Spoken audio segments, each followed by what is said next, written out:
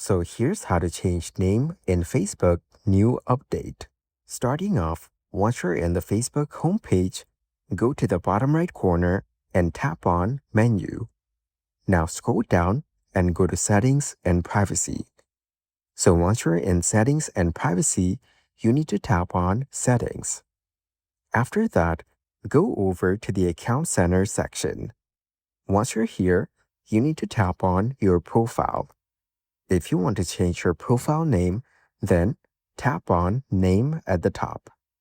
Now, go to the text bar and enter your new name.